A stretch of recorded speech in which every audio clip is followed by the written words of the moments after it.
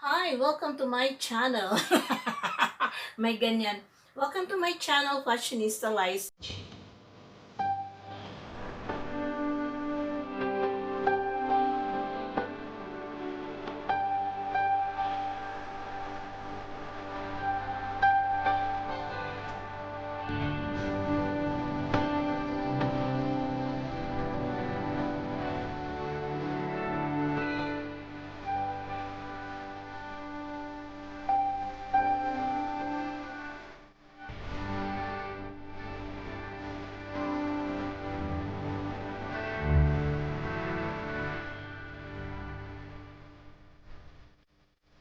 Isa ngayon, ang pag-uusapan natin ay tungkol sa mga funny vocabularies na natutunan ko dito sa YouTube. 'Di ba bawal, 'di ba pag may mga LS o di kaya mag-comment ka sa isang video, bawal yung masyadong blunt, yung masyadong yung pag-comment mo, yung sasabihin mo na i-subscribe mo ako, i-like at i-subscribe mo ako, 'di ba doon sa mga LS, bawal kasi 'yon. Okay? So, 'yun marami akong mga nakakatawang experience sa YT bago ako na monetize. Okay, so let's go back to the first day na nag-attend ako ng LS. Wala talaga akong alam tungkol sa mga vocabulary na ginagamit, 'di ba? Na ang alam ko lang yung talaga mga English na sinasabi na subscribe, like, yeah, watch, mga ganyan. Yun yung alam ko lang. So, yung first LS na pinuntahan ko ay kay Travelicious by Melody. Eto siya. So, sa kanya ako first nagpuntang LS kasi siya lang naman yung kaibigan ko na nasa YT na I'm very comfortable. Tapos nag-ELS siya. So, yun, pumunta ako sa LS niya. Okay, so ayun, nanonood ako, 'di ba?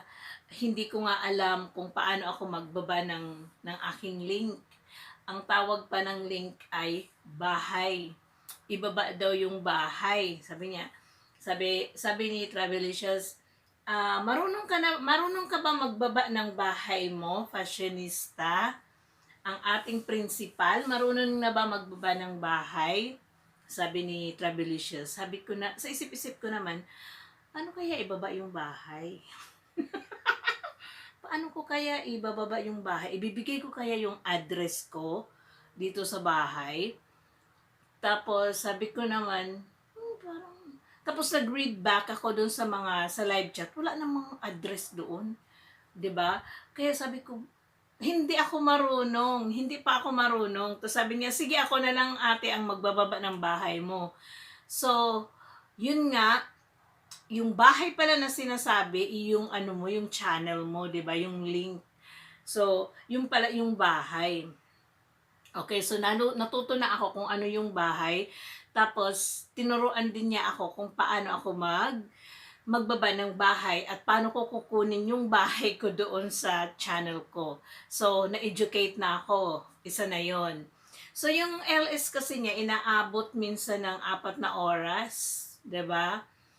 So, syempre, nandun ako, talagang nagbababad ako kasi gusto ko ngang dumami yung aking mga subscribers. Sabi, may nag-comment doon.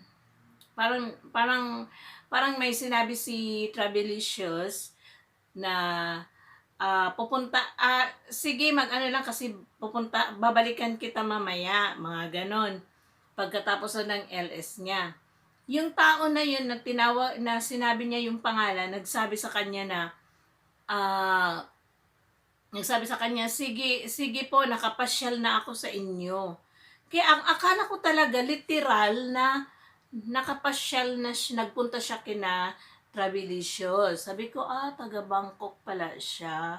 Ganyan ako, ganyan. Tapos, nandun ako mga 1 hour after, merong nagsabi, fashionista, galing na ako sa bahay mo. Sabi niya, fashionista, galing na ako sa bahay mo. Pakipuntahan mo na lang ako. Sabi ko, wala namang, wala namang, wala namang nagpupunta dito. Bakit? Sabi niya, galing niya daw siya sa bahay ko. Bakit? Bakit sabi niya, ano daw, galing na siya sa bahay ko.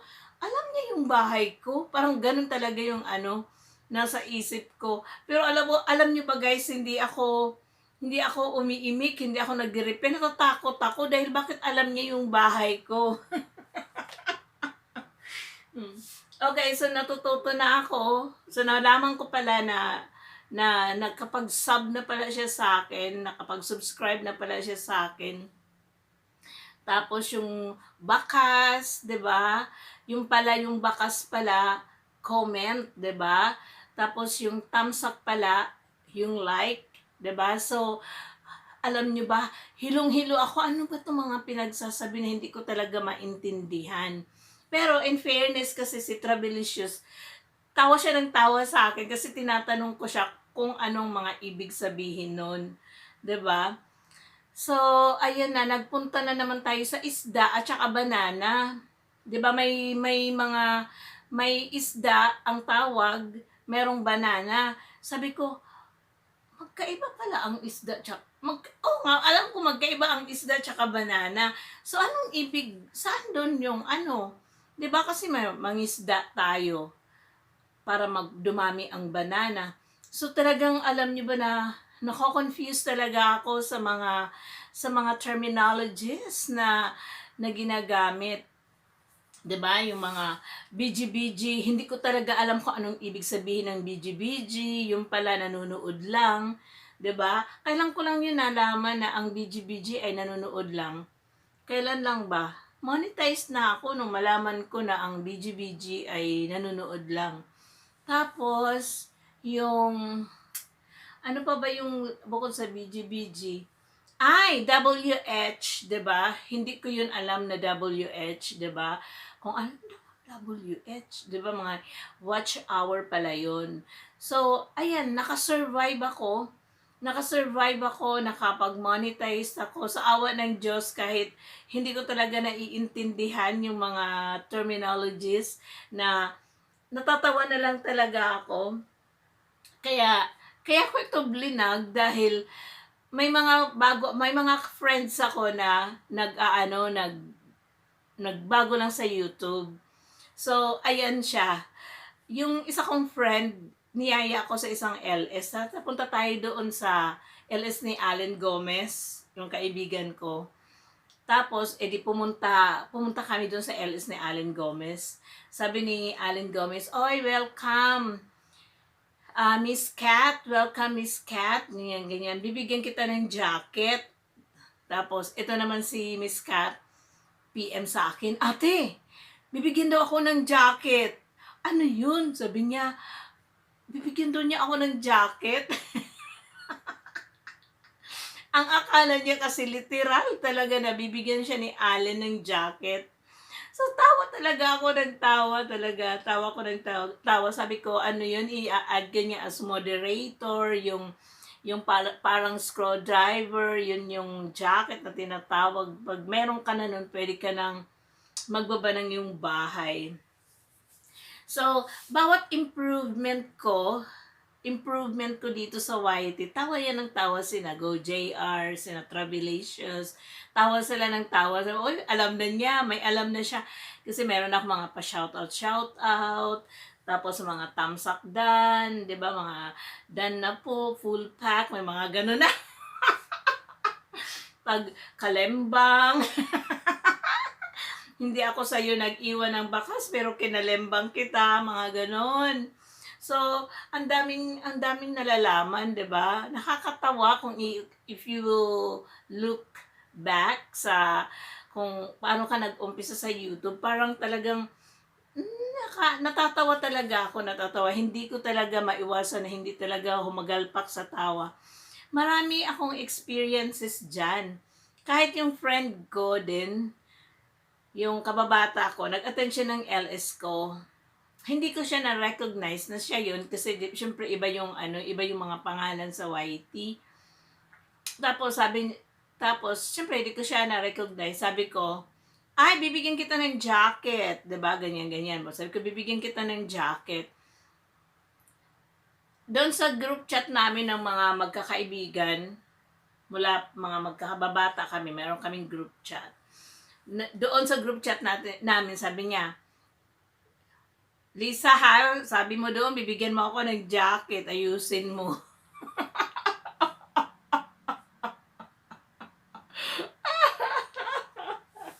Para akong si si Wheel of Fortune, si Willie Revillame, namimigay ng jacket. Kay Willie, literal na jacket. Ako naman ay screwdriver. Nakakatuwa, 'di ba? Ang pag-YouTube kasi, ano lang talaga, tiyagaan lang din. Pag meron kang tiyaga, meron ka talagang nilaga, 'di ba?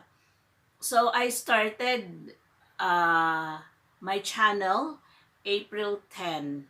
Ako nag-start dahil nga doon, sabi ko nga, 'di ba na bored ako sa lockdown, 'di ba? So I started my channel April 10. So ngayon, monetized na ako. So ako talaga, pinagpaguran ko talaga lahat yung ginagawa ko. Kumbaga, puyat, nandun talaga yung puyat, nakita niyo yung eye bags ko. Hanggang ngayon, pa rin, malalaki pa rin yung eye bags ko.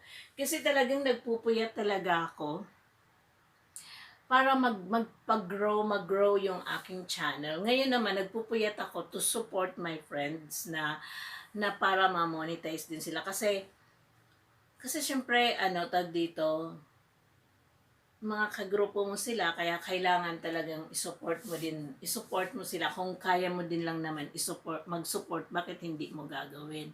So, yun yung ginagawa ko. So, mega puyat na naman, mega puyat pa rin tayo. Parang wala namang katapusang pagpupuyat to.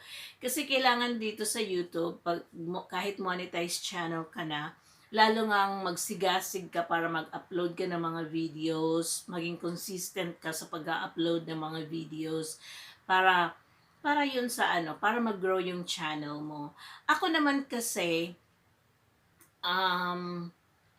nag-a-upload ako ng videos as much as possible every day. Kasi gusto ko rin naman yung content ko, may natututunan kayo, hindi lang yung basta nanood kayo. 'Di ba? Laging may moral lesson ba na i-impart ako sa inyo tuwing ako ay mag-video, 'di ba? Mag-upload ng video. Katulad ngayon, syempre may mga newbies, 'di ba, sa YouTube, yung mga baguhan.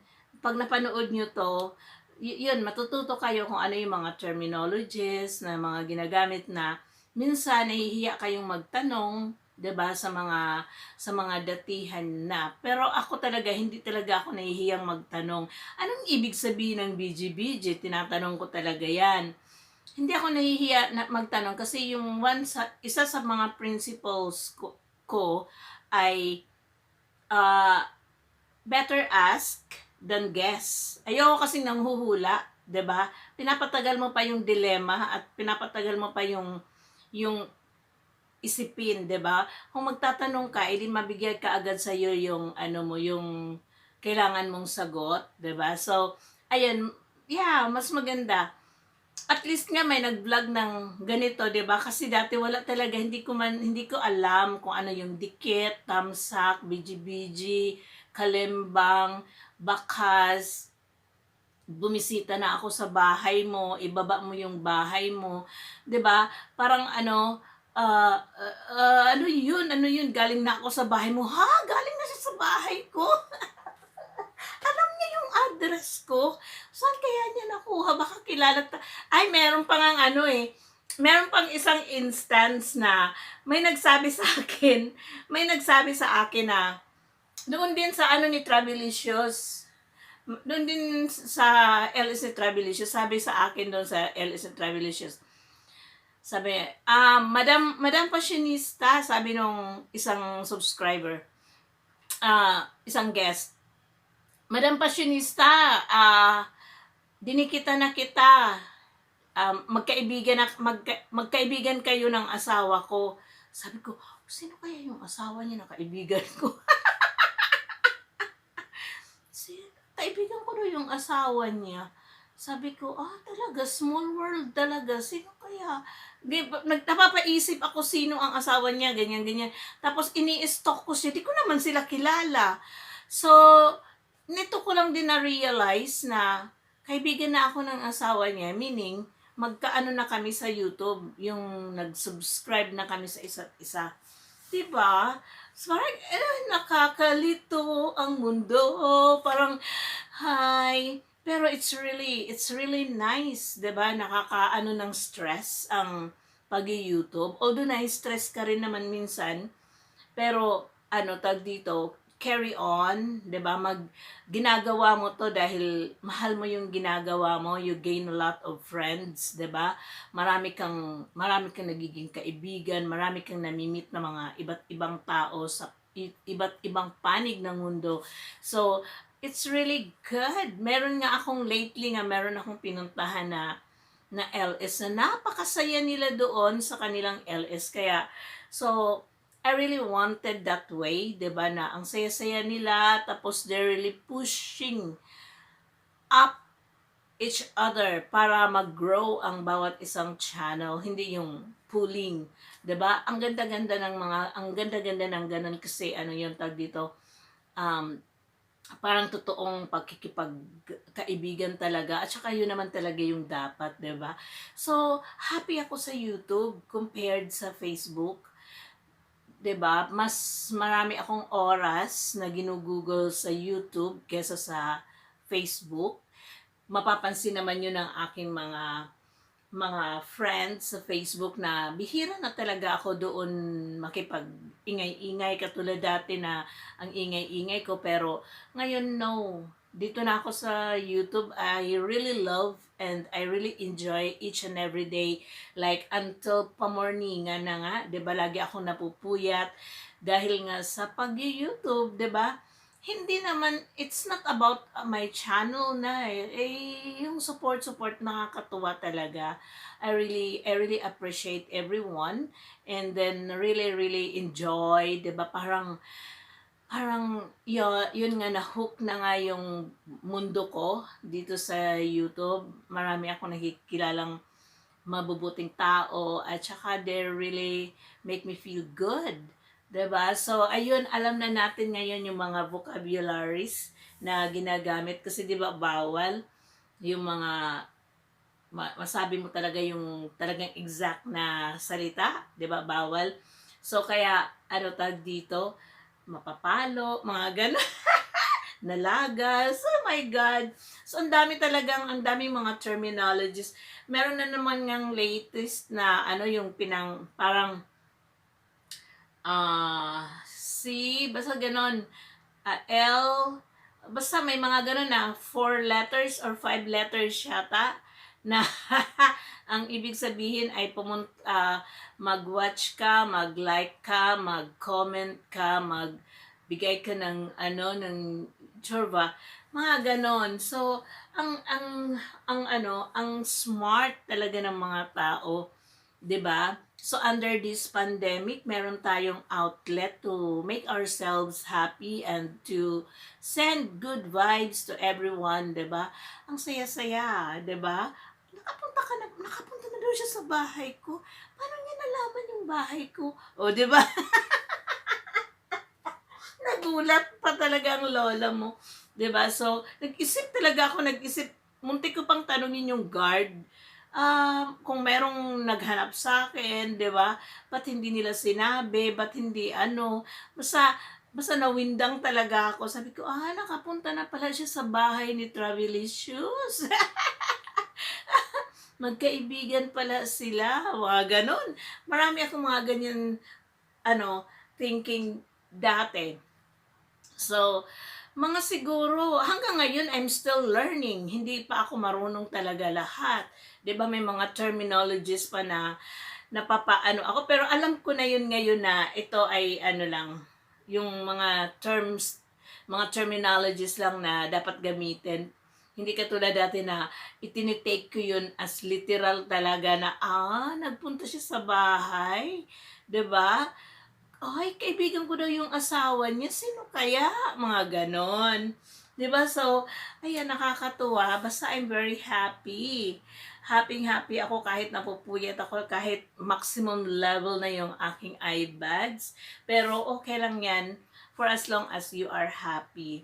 Sabi pa nga ng aking partner, lagi kang puyat, pero ang bayad sa'yo, sabi niya, hindi nga makakabayad ng kuryente mo.